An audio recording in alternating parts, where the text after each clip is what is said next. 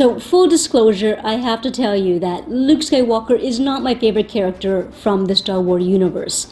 But the Battle of Hoth is my favorite action sequence from the Star Wars films. And in this video, we're going to look really closely at a statue that captures a pivotal moment from that battle. So let's get started.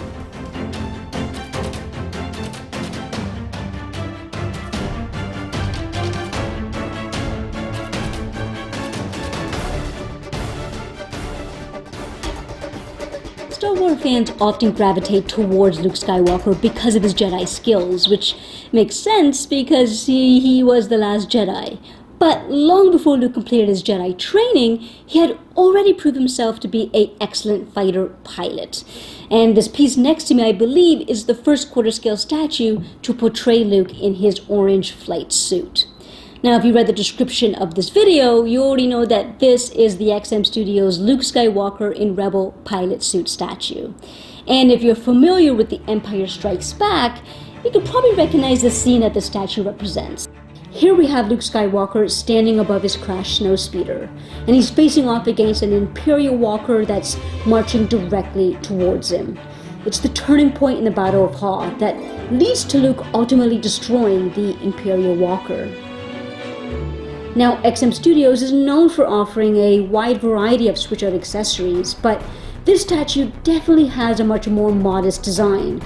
With display option 1, our Rebel hero is clutching his grappling hook in his right hand. The grappling hook is of course instrumental in helping Luke take down the Imperial walker. And so the second display option shows Luke with his iconic blaster pistol. Now, when I unboxed the statue, I think it was the flight suit itself that really caught my attention. And I think the orange color just really stands out in person, and I find it to be pretty movie accurate. But by far my favorite feature of this statue has to be the helmet portrait. And when I unboxed the helmet portrait, there were a few things on it that really surprised me and I didn't expect. So let me discuss that next. So the only portrait that comes with this Luke Skywalker statue has a Rebel hero gazing upwards, supposedly at the Imperial walker that's fast approaching. And I don't find that his facial expression is aggressive or arrogant. Instead, I think he has more of a resilient look on his face. The face reminds me of the boy next door, or in Luke's case, the farm boy next door. Now let me just take a moment to move away from the face and direct your attention to the helmet. Now the helmet is composed of layers upon layers of mixed media parts, starting with the visor. What really surprised me about the tinted visor is the thickness. It gives the visor an authentic quality in my opinion. But one notable flaw is that the visor obscures Luke's portrait. Now this doesn't really bother me. I think it adds to the realism of the helmet. But I do appreciate how this flaw can frustrate some collectors. Okay, now moving below the visor is the microphone and chin guard. And another element that I totally didn't expect is that the straps that connect the chin guard are made of an elastic fabric. These fabric straps are not essential, but this is the type of bonus feature I enjoy finding on premium statues. Alright, so the final point about the portrait I want to highlight is the likeness to Luke Skywalker. I'm really impressed, but I'm sure that each collector will have their own opinions on how closely this resembles the actor Mark Hamill.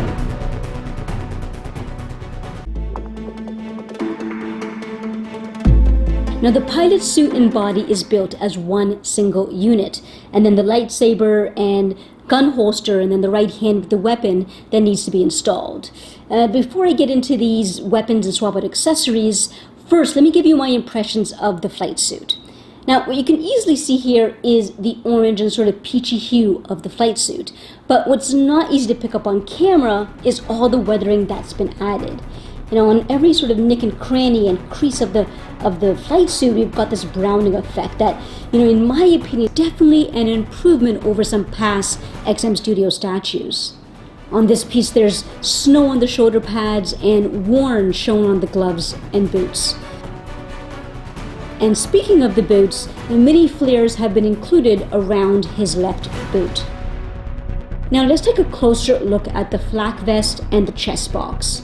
Now the switches, knobs, and air tube are all part of the life support system. and they're sculpted really well in my opinion, and the paint lines are perfect. But despite all of the weathering that's been added to the statue, none was added to this chest box.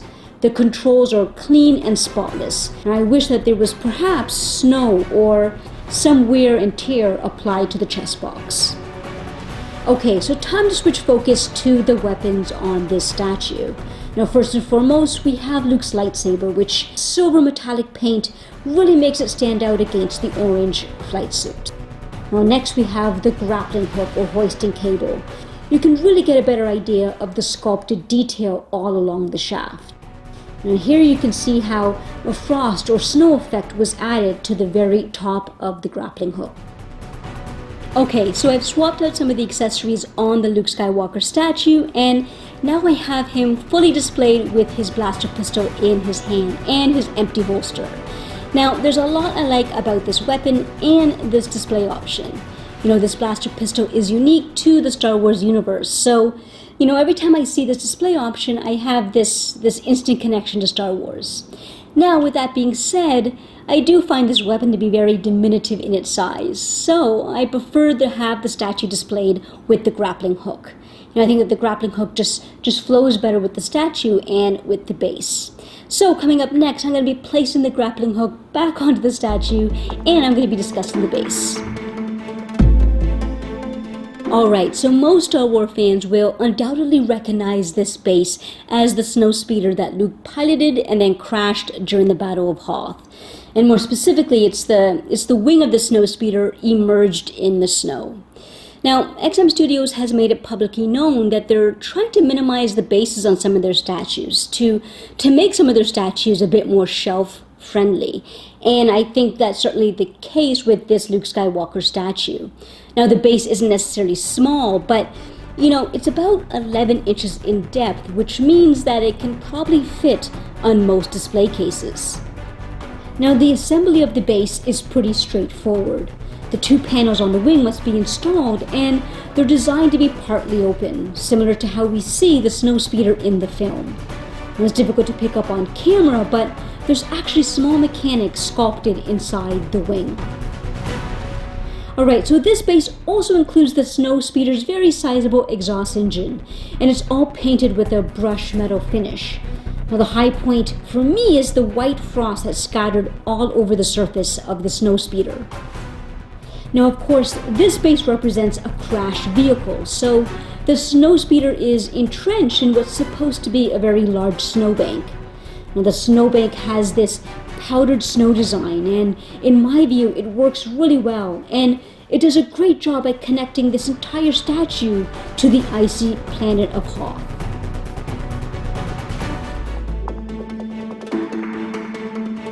So to conclude, I'll say it again that, having Luke in his Rebel pilot suit is a really original idea, especially for a quarter scale statue.